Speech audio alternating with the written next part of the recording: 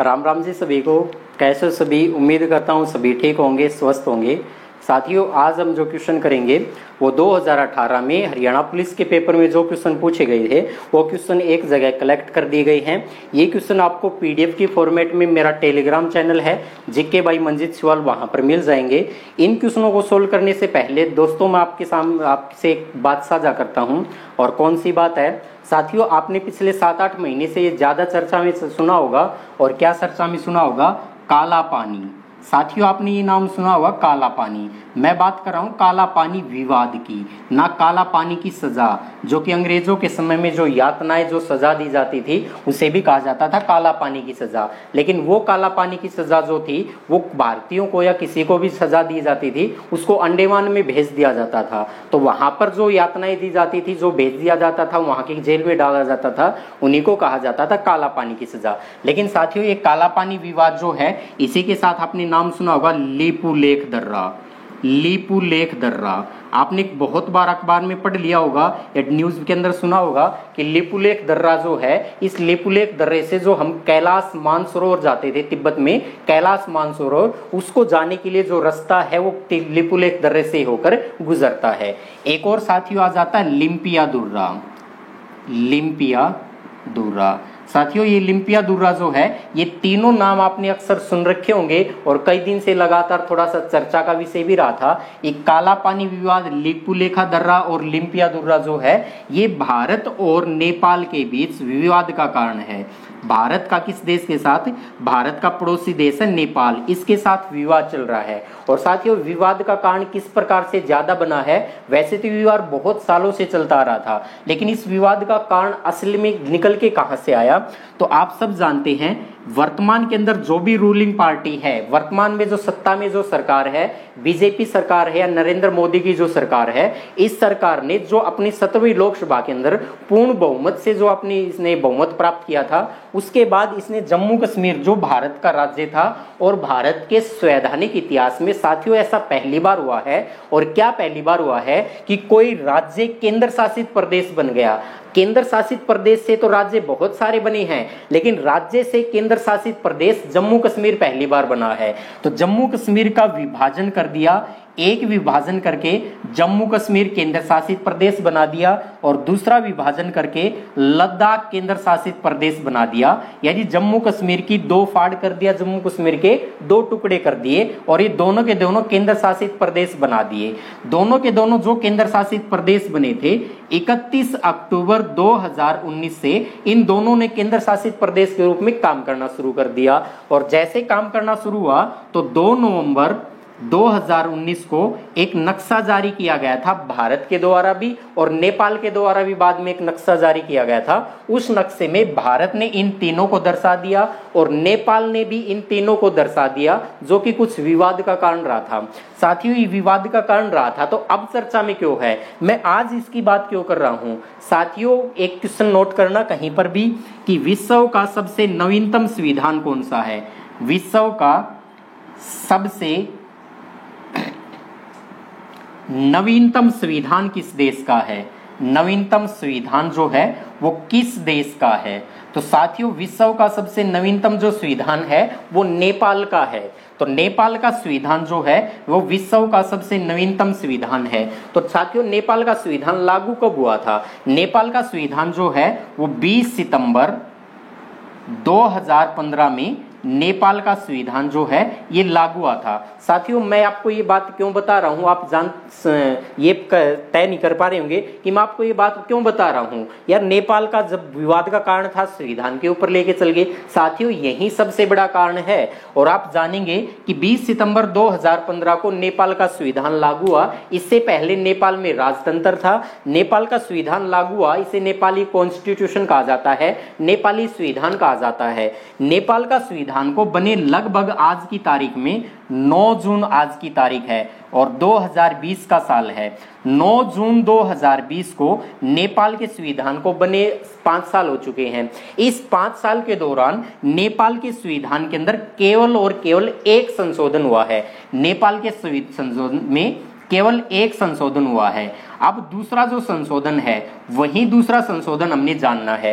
नेपाल के संविधान में एक दूसरा संशोधन होने जा रहा है, फिर हमारा क्या प्रभाव पड़ेगा नेपाल के संविधान में, चाहे 10 संशोधन हो साथियों, प्रभाव पड़ेगा हमारे भारत की राजनीति के ऊपर, इसका प्रभाव पड़ेगा भारत की विदेश नीति के ऊपर, इसका प्रभाव पड़ेगा। नेपाल की संसद में नेपाल का सेकंड कॉन्स्टिट्यूशनल जो अमेंडमेंट है, दूसरा संविधान संशोधन जो है वो रखा जा चुका है। और साथियों पूरी उम्मीद है कुछ ही समय बाद, कुछ ही घंटे के बाद, आज की तारीख 9 जून 2020 को नेपाल की संसद अपना दूसरा संविधान संशोधन जो है उसको पारित कर देगी। अगर नेपाल की संविधान ये दूसरा संविधान संशोधन पारित कर देती है तो फिर क्या बड़े परले हो जाएगी साथियों। परले तो कुछ नहीं होगी, लेकिन क्या होगा कि नेपाल की संसद जो दूसरा संविधान संशोधन पारित करेगी, इसमें काला पानी विवाद जो था, लिपुलेख दर्रा और निम्पिया दुर्रा जो है, इसको नेपाल का जो नया अब मैप जारी किया जाएगा, नक्शा जारी किया जाएगा, उसके अंदर इन सारी चीजों को दिखा देगी। नेपाल की सरकार अपनी जनता को दिखाना चाहती है कि ये जो तीनों नाम है ये नेपाल का हिस्सा है, ये नेपाल के प्रतीक चिन्ह के अंदर शामिल हो जाएगा। तो दूसरा संविधान संशोधन जो है, आज तक 70 साल से ज्यादा समय हो चुका है भारत को आजाद हुए भी, और भारत की आजादी के बाद नेपाल के साथ इतने कटुर संबंध कभी भी नहीं बने थे। अब सीधा सीधा नेपाल के साथ भारत का संवैधानिक टकराव होने जा रहा है। और आज की तारीख में अगर ये पारित हो गया तो क्या पारित होगा और कहां पारित होगा, पारित होने के बाद मैं आपसे चर्चा करूंगा। एक बार अभी भी कर लेते हैं, क्योंकि एग्जाम के अंदर साथियों क्वेश्चन पूछे जाते हैं। 2019 के अंदर पेपर हुआ था, एसएससी सीपीओ सब इंस्पेक्टर का जो पेपर था, एमटीएस का पेपर जो था, सीएचएसएल का जो पेपर था, और सीजीएल के पेपर में क्वेश्चन तरह तरह के बन कर आए थे कि श्रीलंका में प्रांत कितने हैं, अरे भारत के पूछ ले, श्रीलंका का पूछ लिया। पाकिस्तान का संविधान कब लागू हुआ था, अरे भारत वाला पूछ, पाकिस्तान का पूछने लगा। नेपाल की संसद में कितने सदस्य हैं, भारत से मतलब बर्मा कब भारत से अलग हुआ था। तो इस प्रकार के क्वेश्चन अब आने लगे पेपरों के अंदर। तो मुझे उम्मीद है ये सारे फैक्ट जो है पेपर में जरूर देखने को मिलेंगे। तो साथियों इससे क्या प्रभाव पड़ेगा भारत के संविधान पर, और भारत की राजनीति पर, भारत की विदेश नीति पर, और नेपाल के संविधान के अंदर अगर बात किए तो नेपाल के संविधान में साथियों, मैं इसको थोड़ा सा रफ कर रहा हूं, आप थोड़ा सा ध्यान देंगे यहां, तो इसको मैंने रफ कर दिया एक बार। तो नेपाल का जो संविधान था, नेपाल का संविधान, इस नेपाल के संविधान के अंदर अगर बात की जाए तो भाग कितने हैं, तो साथियों नेपाल के संविधान में 35 भाग हैं, 35 भाग हैं, सॉरी ये लिख ही दिया, 35 भाग हैं। और नेपाल के संविधान के अंदर अनुच्छेद कितने हैं, तो नेपाल का संविधान जो है इसमें अनुच्छेद हैं 308। और क्या साथियों नेपाल के संविधान में अनुसूचियां भी हैं, जैसे भारत के संविधान के अंदर अनुसूची वर्तमान में 12 है, लागू हुआ तब 8 थी। क्या नेपाल के संविधान में अनुसूची है साथियों? बिल्कुल है। नेपाल के संविधान के अंदर 9 अनुसूची हैं। अगर ये दूसरा कॉन्स्टिट्यूशनल अमेंडमेंट जो है, दूसरा संविधान संशोधन जो है, अगर ये पास कर दिया, तो दूसरा विधेयक अगर पास कर दिया आज मान लो नेपाल की संसद ने, तो ये होगा तीसरी जो अनुसूची है, तीसरी अनुसूची, इस तीसरी अनुसूची के अंदर संशोधन होगा। तो नेपाल के संविधान की तीसरी अनुसूची जो है उसके अंदर आज संशोधन होने जा रहा है, और मुझे पूरी उम्मीद है कि ये नेपाल की संसद इसको पार कर देगी। क्योंकि आप कई दिन से देख रहे हैं कि नेपाल जो है ये चाइना की गोद में जाकर बैठ गया है, और ऐसी स्थिति में ये तो स्वाभाविक है वो संसद में कुछ ना कुछ तो करेगा, लेकिन संसद में कर सकता है, इनके ऊपर अपना एकाधिकार नहीं जमा सकता, क्योंकि ये सारा का सारा हिस्सा भारत के पास है और वर्तमान में भारत का इनके ऊपर अधिकार है। तो भारत ने नया नक्शा जारी किया था, उसमें भी इनको शामिल कर दिया था। साथियों अब आगे बात करते हैं, इसके अंदर और क्या हो सकता है। जब भी भारत के संविधान के अंदर कोई भी संविधान संशोधन विधेयक रखा जाता है, तो उस संविधान संशोधन विधेयक को जब भी पारित किया जाता है तो 2/3 यानी 2/3 बहुमत से पारित किया जाता है। यानी मेजोरिटी जो होनी चाहिए वो कितनी, 2/3 की होनी चाहिए, और 2/3 बहुमत से नेपाल की संसद भी इसको पारित कर देगी, क्योंकि नेपाल की संसद में भी 2/3 संसद बहुमत से ही पारित करने का प्रावधान है। तो साथियों इतने सारे ये फैक्ट थे, और इनसे संबंधित कई क्वेश्चन पेपर के अंदर भी आएंगे, और मैं इन तीनों के ऊपर जल्द ही एक वीडियो लेकर आ रहा हूं। और वीडियो रहेगी करीब 30 से 40 मिनट की जो वीडियो रहेगी, उसमें हम एक एक बात को जानेंगे कि ये कारण क्या था, इसका कारण क्या है और ये क्या कारण है, और तीनों को लेकर वीडियो बहुत जल्द आपके आपके सामने आ रही है। अब शुरू करते हैं 2018 के पेपर में जो क्वेश्चन पूछे गए थे उन क्वेश्चनों पर चर्चा करते हैं। तो साथियों पहला क्वेश्चन दे रखा है, आंतरिक ग्रह कहलाने वाले ग्रहों का समूह कौन सा था। आप इसका स्नैपशॉट ले सकते हैं साथियों। तो स्नैपशॉट लेने के बाद मेरा पहला क्वेश्चन है आपसे कि आंतरिक ग्रह कहलाने वाले ग्रहों का समूह कौन सा है। तो साथियों 4 ऑप्शन दे रखे हैं और प्रत्येक ऑप्शन में 4-4 ग्रहों के नाम दे रखे हैं, इसलिए बोलना तो पॉसिबल होगा नहीं। ये आपको पीडीएफ की फॉर्मेट में मिल जाएगा, आप इनको डाउनलोड कर लें और इन क्वेश्चन को देख सकते हैं। आपके पास किताब होगी तो उसमें भी मिल जाएंगे ये। तो साथियों क्वेश्चन है और इसको समझा देते हैं एक बार। जैसे मेरे कई सारी साथियों को बिल्कुल बेसिक से पढ़ने की आदत है, तो बेसिक से ही बताते हैं। ये सूर्य है और सूर्य से दूरी के अनुसार ग्रह जो प्लेनेट्स है इनका क्रम क्या है। तो साथियों पहले नंबर पे आता है बुध ग्रह जिसे मरकरी कहा जाता है, दूसरे नंबर पे आता है शुक्र ग्रह जिसे विंस कहा जाता है, तीसरे नंबर पे हमारी अर्थ आती है पृथ्वी और चौथे नंबर पे आ जाता है मार्स जिसे मंगल ग्रह कहा जाता है, पांचवें नंबर पे आ जाता है जुपिटर जिसे बृहस्पति कहा जाता है और छठे नंबर पे आ जाता है शनि जिसे सैटर्न कहा जाता है और सातवें और आठवें नंबर पे आ जाता है अरुण वरुण यूरेनस और नेपच्यून जो है अरुण वरुण इनका स्थान आ जाता है। साथियों वर्तमान में ग्रहों की संख्या 8 ही है। 9वां ग्रह अगर किसी ने पढ़ रखा होगा तो वर्तमान में 9वां ग्रह नहीं है। 2006 से चेक गणराज्य की जो राजधानी थी प्राग, उस प्राग से मेले के द्वारा प्लूटो ग्रह, यम ग्रह, कुबेर ग्रह इस ग्रह को क्या कर दिया, ग्रहों की श्रेणी से निकाल दिया। अब वर्तमान में प्लूटो ग्रह है वो ड्वार्फ प्लेनेट है, बोना ग्रह है। तो साथियों ये 4 जो ग्रह हैं, 4 ग्रह, इन 4 ग्रह को ही कहा जाता है आंतरिक ग्रह। इन चारों ग्रह को क्या कहा जाता है, आंतरिक ग्रह। उम्मीद है साथियों आपको क्वेश्चन का समझ में आ गई होगी। आंतरिक ग्रह कहा जाता है, आंतरिक के स्थान पे इनको स्थलीय ग्रह भी कहा जाता है। ये स्थलीय ग्रह इसलिए हैं क्योंकि इनकी सतह जो है वो कठोर है और इस कारण इनको स्थलीय ग्रह भी कहा जाता है। और पेपर में यही पूछा गया था स्थलीय आंतरिक ग्रह कौन से हैं, तो बुध, शुक्र, पृथ्वी, मंगल चौथे ऑप्शन में दे रखे हैं। तो चौथा ऑप्शन इस क्वेश्चन का सही उत्तर हो जाएगा। साथियों रीजनिंग के अंदर भी ये क्वेश्चन आ जाता है कि 4 ऑप्शन दे देगा और क्वेश्चन की स्टेटमेंट इस प्रकार बना के दे देगा, निम्न 4 में से 3 किसी प्रकार समान है, चौथा उनसे अलग है, भिन्न है, ओड है, उस भिन्न को छाटिए। तो 3 तो नाम यहां से दे देगा ऊपर वाले में से, एक नाम नीचे दे देगा। तो वहां अक्सर ये लॉजिक भी लग जाता है कि ये 3 आंतरिक ग्रह है, एक बाह्य ग्रह है, तो बाह्य अलग हो जाएगा। तो इस प्रकार से भी उत्तर आ जाते हैं, वरना तो रोटेट के आधार पर भी उत्तर आ जाते हैं, किसी का उपग्रह नहीं है इसलिए उत्तर आ जाते हैं। तो अलग अलग लॉजिक लगते हैं, इसलिए क्वेश्चन को अगला क्वेश्चन देखते हैं क्या है। साथियों अगला क्वेश्चन दे रखा है, निम्नलिखित में से कौन सा सिंधु घाटी सभ्यता का एक प्राचीन पतन है। सिंधु घाटी सभ्यता का, सिंधु घाटी सभ्यता का प्राचीनतम पतन। पतन का मतलब पोर्ट, बंदरगाह, डॉकयार्ड, गोदीबाड़ा, ये सारे इसको मिल जाते हैं। तो सबसे प्राचीनतम पतन कौन सा था। साथियों ऑप्शन दे रखे हैं मोहनजोदड़ो, कालीबंगा, हड़प्पा और लोथल। मित्रों इस क्वेश्चन का उत्तर जो आएगा वो आएगा लोथल। तो साथियों लोथल तो इस क्वेश्चन का उत्तर आ गया। अब लोथल के बारे में और क्या जानकारी ले सकते हैं कि पेपर में ये भी पूछा जा सकता है लोथल कहां पर स्थित है, किस राज्य में है। तो साथियों लोथल जो है ये गुजरात राज्य में है और गुजरात राज्य में आप नाम सुनागा अहमदाबाद। अहमदाबाद जिला जो है, इसी अहमदाबाद जिले में एक गांव का नाम पड़ता है सरगवाला गांव। इसी सरगवाला गांव के समीप एक नदी बहती है जिस नदी का नाम है भोगवा नदी।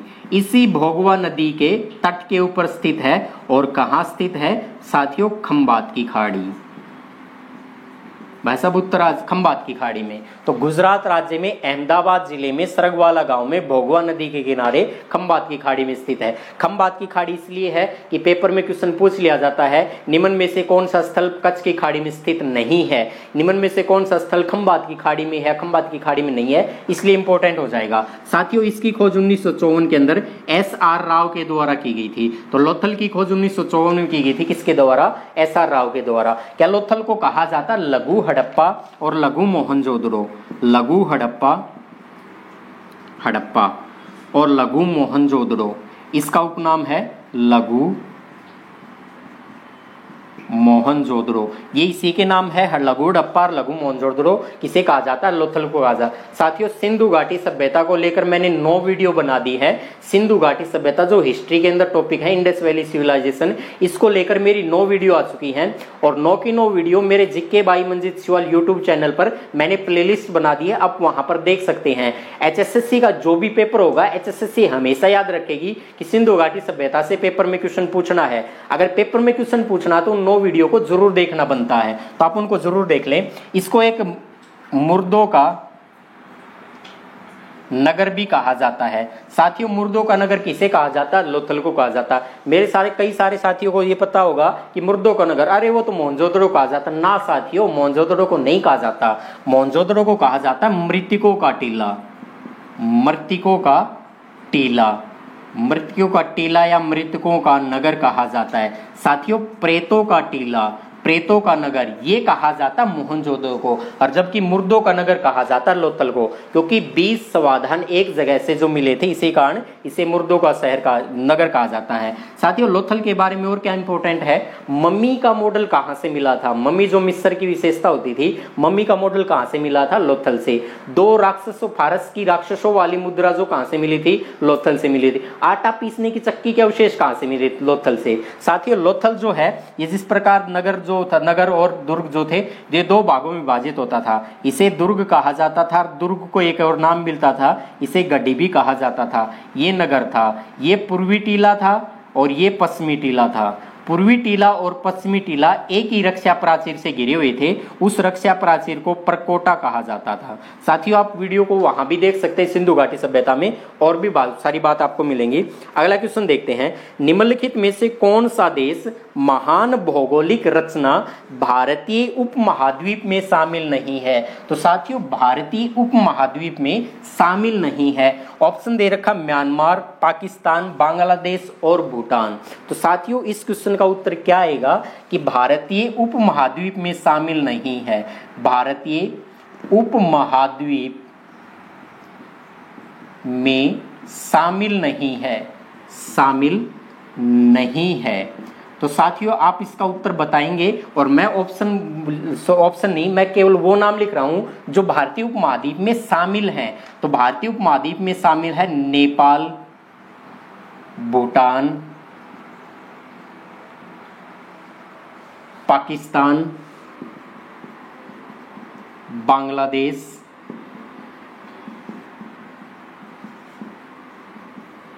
श्रीलंका, मालदीव। ये भारतीय उपमहाद्वीप में शामिल हैं। नेपाल है, भूटान है, पाकिस्तान है, बांग्लादेश है, श्रीलंका है और भारत खुद तो है ही है, भारत है और मालदीव है। साथियों, ऑप्शन की बात करता हूं, कौन शामिल नहीं ये पूछा गया था, तो पाकिस्तान, बांग्लादेश, भारत, म्यांमार। साथियों, इन नाम में आपको म्यांमार कहीं दिखाई नहीं देता, तो म्यांमार इस क्वेश्चन का उत्तर आ जाएगा। भारतीय उपमहाद्वीप में म्यांमार शामिल नहीं है। भारतीय उपमहाद्वीप जो है, भारतीय उपमहाद्वीप जो है गोंडवाना लैंड का भाग था और म्यांमार जो है यूरेशिया में शामिल था, यूरोप और एशिया का जो भाग है, तो यूरेशिया के साथ धरातल जो उसमें शामिल था, जिसे अंगारा लैंड का भाग कहा गया। तो साथियों, केवल ये नाम ध्यान रखेंगे कि कौन सा शामिल है, ये भी आ सकता है और कौन सा नहीं है तो भी देख लेना। अगला क्वेश्चन देखते हैं, भारतीय साक्ष्य अधिनियम, भारतीय साक्ष्य अधिनियम में साक्ष्य का अर्थ क्या है? भारतीय साक्ष्य अधिनियम में साक्ष्य का अर्थ क्या है? इंडियन एविडेंस एक्ट जो है, इसमें एविडेंस का अर्थ क्या है, साक्ष्य का अर्थ क्या है? आपने बहुत बार फिल्में देखी होगी, सीरियल देखा होगा, कहा जाता है तेरे खिलाफ अगर कोई सबूत है तो बता दे, तेरे खिलाफ या मेरे पास, अगर तेरे पास मेरे पास ऐसे चलते हैं कि तेरे पास कोई सबूत है तो बता दे। जज कहता है कोर्ट सबूत और गवाहों को मद्देनजर रखते हुए अपना जो भी फैसला सुनाएगा, एविडेंस के आधार पर अपना जो फैसला देगा। तो पहला ऑप्शन दे रखा मौखिक। आप सबने देखा होगा कि अगर जज के सामने कोई व्यक्ति जाकर खड़ा होता और गवाही देता है तो गवाही बोलकर ही तो देता, मौखिक देता है कि पेज के ऊपर लिख के फिर गवाही देता है, वो तो बोल के ही देता है ना। चाहे उसकी वीडियो ऑडियो रिकॉर्डिंग की जाए वो अलग बात है, लेकिन व्यक्ति तो बोल के मौखिक रूप से एविडेंस देता है ना अपना, मौखिक रूप से साक्ष्य देता है। तो साक्ष्य जो है वो मौखिक भी होता है। और दूसरा ऑप्शन दे रखा है, इसके अंदर क्या दे रखा है कि दस्तावेजी साक्ष्य, बिल्कुल सही है। कोई व्यक्ति मरने वाला है और वो मान लो अपनी जमीन का नाम किसी दूसरे व्यक्ति के नाम पर, अपने बच्चों के नाम पर या किसी के नाम पर भी उतार के जाता है। फिल्मों में अक्सर होता था, पेज के ऊपर अपने पूरे सारे काले चिट्ठे होते थे, उनको जगह जगह पर लिख जाता था कि वहां पर अपना एक फार्म हाउस है, वहां पर भी ये था, फलाना दिख रहा था। ऐसी स्थिति के अंदर एविडेंस जो है वो दस्तावेजी आधार पर भी होता था। कई बार होता था कि रिकॉर्डिंग दिखा दी जाती है अदालत के अंदर, कि रिकॉर्डिंग दिखा दी जाती है, चाहे वो वीडियो रिकॉर्डिंग हो चाहे ऑडियो रिकॉर्डिंग है। वीडियो ऑडियो रिकॉर्डिंग या इलेक्ट्रॉनिक माध्यम से जो भी आपके पास डाटा है, चाहे वो व्हाट्सएप के मैसेज हो, चाहे फेसबुक के मैसेज हो, चाहे वो वीडियो क्लिप हो, चाहे ऑडियो क्लिप हो, तो एविडेंस जो है वो दस्तावेजी भी है, दस्तावेजी एविडेंस भी है और मौखिक एविडेंस भी है। इसलिए उत्तर आ जाएगा ए और बी दोनों। तो एविडेंस जो है ये एविडेंस एक्ट कब लागू हुआ था? 1 सितंबर 1872 को इंडियन एविडेंस एक्ट लागू हुआ था। साथियों ये पेपर में भी क्वेश्चन आ चुका है, ये भी हरियाणा के पेपर में आ चुका, पुलिस वाले पेपर में, कि भारतीय साक्ष्य अधिनियम कब लागू हुआ था। पुलिस वाले पेपर में पूछा गया था, तारीख दे दी 1 सितंबर 1872, 1 नवंबर 1872, 1 अक्टूबर 1872, 1 दिसंबर 1872। साथियों चारों ऑप्शन में 1872 दे रखा है और पहली तारीख भी सभी के अंदर सेम है, तो ध्यान रखना 1 सितंबर 1872 इसका उत्तर आ जाएगा। अगला क्वेश्चन देखते हैं क्या है। अगला क्वेश्चन है साथियों कि संविधान का वह अनुच्छेद जो जम्मू कश्मीर को विशेष राज्य का दर्जा देता है। साथियों क्वेश्चन थोड़ा सा इंपॉर्टेंट इसलिए है कि अगर आने वाले समय के बाद ये क्वेश्चन पूछ लिया जाए तो उसमें ये लगा देगा कि जम्मू कश्मीर के लिए किस संविधान, मतलब संविधान का कौन से अनुच्छेद में वर्णन था। तो याद रखेंगे हमेशा, जम्मू एंड कश्मीर जो है, इस जम्मू कश्मीर का खुद का संविधान था और जम्मू कश्मीर का खुद का संविधान था। तो भारत के संविधान का अनुच्छेद 370, भारत के संविधान का अनुच्छेद 370 था। इस अनुच्छेद 370 के तहत जम्मू कश्मीर का खुद का संविधान था और जम्मू कश्मीर अब केंद्र शासित प्रदेश के रूप में काम करना शुरू कर दिया।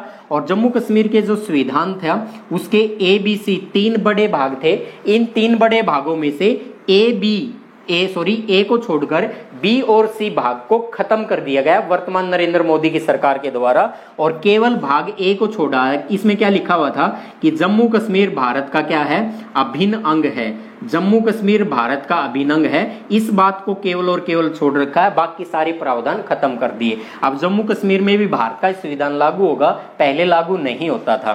तो साथियों ये इतने सारे फैक्टर हैं। क्वेश्चन क्या पूछा गया था, जम्मू कश्मीर को विशेष राज्य का दर्जा किस अनुच्छेद के तहत था? तो 370 के तहत है, क्योंकि दिसंबर 2018 के अंदर ये पेपर में आया था और उसके बाद ही तो प्रावधान किया गया था, केंद्र शासित प्रदेश बाद में बनाया गया था। और केंद्र शासित प्रदेश के रूप में 31 अक्टूबर 2019 से इन्होंने काम करना शुरू कर दिया। एक जम्मू कश्मीर और एक लद्दाख बन गया। अगला क्वेश्चन है साथियों, नीली क्रांति का संबंध किससे है? नीली क्रांति, ब्लू रिवॉल्यूशन जो है, इस नीली क्रांति का संबंध किससे है? तो तिलहन फसलों से है, सब्जी फसलें से है, दुग्ध उत्पादन से है और मछली से। तो साथियों इसका उत्तर आ जाएगा मछली, मत्स्य पालन से, मछली मत्स्य पालन से। साथियों 1970 में 5वीं पंचवर्षीय योजना जो थी, 5th प्लानिंग जो था, उस 5 ईयर प्लानिंग था, उसके दौरान इसकी स्थापना की गई थी। 1970 में ये शुरू की गई थी। अगला क्वेश्चन देखते हैं साथियों। अगला क्वेश्चन इंपॉर्टेंट है, मोहम्मद गजनबी, इंपॉर्टेंट क्वेश्चन है। ये आप हरियाणा जीके में भी पढ़ते हैं और भारत का इतिहास जो है, हिस्ट्री जो उसके अंदर भी पढ़ते हैं। और क्या क्वेश्चन है, मोहम्मद गजनबी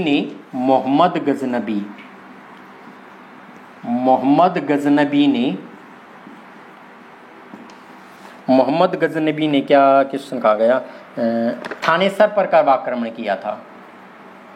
थानेश्वर या इसको थानेसर भी कहा जाता था, थानेसर पर कब आक्रमण किया था? तो साथियों इसके ऑप्शन की बात करें तो जिसने थोड़ा बहुत भी पढ़ा होगा, बस 2 बार ईमानदारी से पढ़ के छोड़ दिया होगा, उसका ये क्वेश्चन कभी गलत नहीं होगा, क्योंकि इस क्वेश्चन में 3 ऑप्शन तो ऐसे हैं जिनका दूर दूर तक कोई लेना देना नहीं है। ऑप्शन की बात करें, पहला ऑप्शन 1054, दूसरा ऑप्शन 1014, ये नजदीक है, बिल्कुल हो भी सकता उत्तर। तीसरा ऑप्शन है 1263, नजदीक भी नहीं है। चौथा ऑप्शन दे दिया 1492, ये तो बहुत दूर दूर है। तो साथियों इस क्वेश्चन का उत्तर आ जाएगा 1014। तो मोहम्मद गजनबी ने थानेसर पर का आक्रमण किया था 1014। साथियों मोहम्मद गजनबी जो थे, इसके बारे में हेनरी इलियट जो हैं, हेनरी इलियट ने लिखा कि ये 1001 से लेकर 1026 तक इन्होंने भारत में आक्रमण किए थे, रहा था 1001 से लेकर 1026 तक।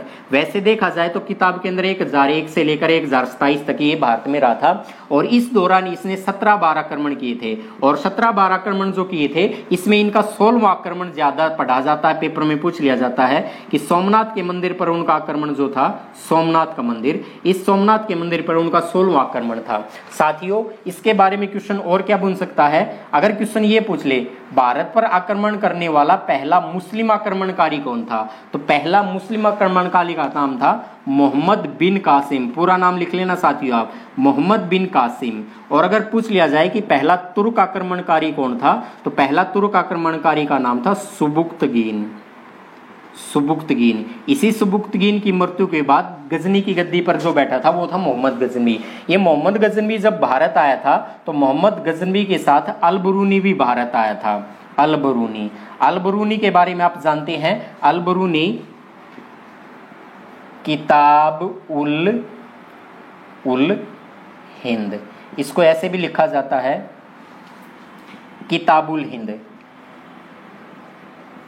किताबुल हिंद ये किसने लिखा था, तो अल-बरूनी लिखा था। अल-बरूनी किसके काल में भारत आया था, किसके साथ भारत आया था, तो मोहम्मद गजनवी के साथ भारत आया था। कई बार पूछ लिया जाता है फिरदौसी जो है, फिरदौसी, ये फिरदौसी किसके साथ रहता था, या किसके दरबार में था, तो ये भी अल-बरूनी मोहम्मद गजनवी के दरबार में था। और फिरदौसी के बारे में पूछ लिया जाता है कि इनकी रचना कौन सी थी, तो साथियों शाहनामा कई बार पेपर में आ लिया, शाहनामा के लेखक कौन थे, फिरदौसी थे। एक और ध्यान रखना, कई बार किताब के अंदर पूछ लिया, वैसे तो और भी बहुत सारे हैं, उतबी है, ये किसके दरबार में रहता था, मोहम्मद गजनवी था, इसी के दरबार में थे। आगे क्वेश्चन है कि लोकसभा चुनाव, और एक चीज और ध्यान रखना साथियों, इसके बारे में क्वेश्चन और भी पूछ लिया जाता है कि मोहम्मद गजनवी जो था ये सुल्तान की उपाधि, सुल्तान की उपाधि धारण करने वाला एकमात्र तुर्क शासक था। सुल्तान की उपाधि धारण करने वाला एकमात्र तुर्क शासक कौन था, मोहम्मद गजनवी। अगला क्वेश्चन है लोकसभा चुनाव लड़ने के लिए किसी को न्यूनतम आयु प्राप्त होनी चाहिए। साथियों ये क्वेश्चन वैसे देखा जाए तो है तो इंपॉर्टेंट, लेकिन इसके बारे में पेपर में भी बहुत बार ये क्वेश्चन करीब 1000 बार पेपर में आ लिया यार, विभिन्न पेपरों के अंदर आ लिया कि लोकसभा चुनाव लड़ने के लिए, और हरियाणा के पेपरों में भी कम से कम 50-70 बार आ लिया कि लोकसभा के चुनाव में न्यूनतम आयु जो हो कितनी। साथियों उत्तर पता ही होगा सभी को, 25 वर्ष, पर उत्तर पता है सबको 25 वर्ष। लोकसभा का उल्लेख जो है संविधान के अनुच्छेद 81 के अंदर दे रखा है, और अनुच्छेद 81 के बाद